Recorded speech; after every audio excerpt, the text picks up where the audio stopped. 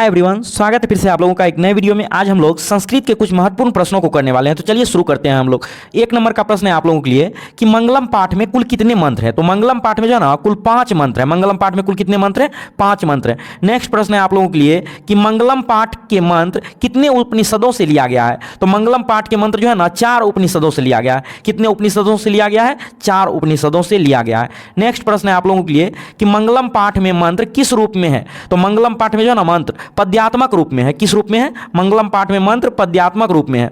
Next प्रश्न है आप लोगों के लिए कि उपनिषद के रचनाकार कौन है। तो उपनिषद के रचनाकार वेद व्यास है। उपनिषद के रचनाकार कौन है? वेद व्यास है। नेक्स्ट प्रश्न है आप लोगों के लिए कि उपनिषद किसका अंतिम भाग है। तो उपनिषद जो है वैदिक साहित्य का अंतिम भाग है। उपनिषद किसका अंतिम भाग है? वैदिक साहित्य का। नेक्स्ट प्रश्न है आप लोगों के लिए कि उपनिषद किसका सिद्धांत प्रकट करता है। उपनिषद किसका सिद्धांत प्रकट करता है। तो उपनिषद दर्शन का सिद्धांत प्रकट करता है। उपनिषद किसका सिद्धांत प्रकट करता है? तो दर्शन का सिद्धांत प्रकट करता है। नेक्स्ट प्रश्न है आप लोगों के लिए कि ईश्वास उपनिषद में किसके विषय में कहा गया है। तो ईश्वास उपनिषद में सत्य के विषय में कहा गया है। ईश्वास उपनिषद में जो है सत्य के विषय में कहा गया है। नेक्स्ट प्रश्न है आप लोगों के लिए कि श्वेताश्वर उपनिषद में किसके बारे में कहा गया है। तो श्वेताश्वर उपनिषद में परमात्मा के बारे में कहा गया है। श्वेताश्वर उपनिषद में परमात्मा के बारे में कहा गया है। नेक्स्ट प्रश्न है आप लोगों के लिए कि कठोपनिषद में किसके बारे में कहा गया है। कठोपनिषद में किसके बारे में कहा गया है। तो मोक्ष और आत्मा के बारे में कहा गया है। कठोपनिषद में किसके बारे में कहा गया है? मोक्ष और आत्मा के बारे में कहा गया है। नेक्स्ट प्रश्न है आप लोगों के लिए कि सूक्ष्म से सूक्ष्म क्या है।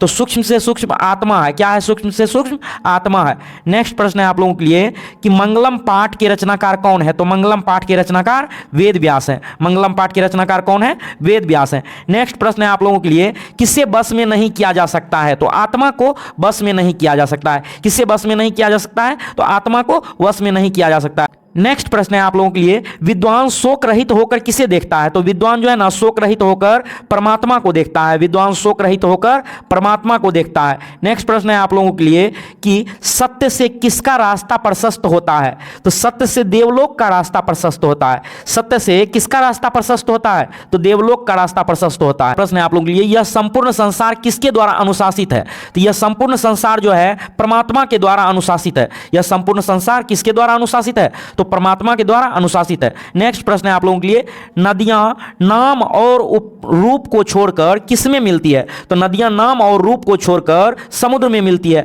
नदियां नाम और रूप को छोड़कर किस में मिलती है? तो समुद्र में मिलती है। नेक्स्ट प्रश्न है आप लोगों के लिए किसकी विजय नहीं होती। तो असत्य की विजय नहीं होती। किसकी विजय होती है? तो सत्य की विजय होती है। किसकी विजय होती है? तो सत्य की विजय होती है। नेक्स्ट प्रश्न है आप लोगों के लिए कि सबसे बड़ा खजाना क्या है। तो सत्य सबसे बड़ा खजाना है। सत्य क्या है? सबसे बड़ा खजाना है।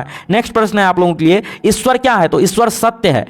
ईश्वर क्या है? तो ईश्वर सत्य है। नेक्स्ट प्रश्न है आप लोगों के लिए कि किसके प्रभाव से विद्वान शोक रहित होते हैं। तो इंद्रियों के प्रभाव से विद्वान शोक रहित होते हैं। इंद्रियों के प्रभाव से विद्वान शोक रहित होते हैं।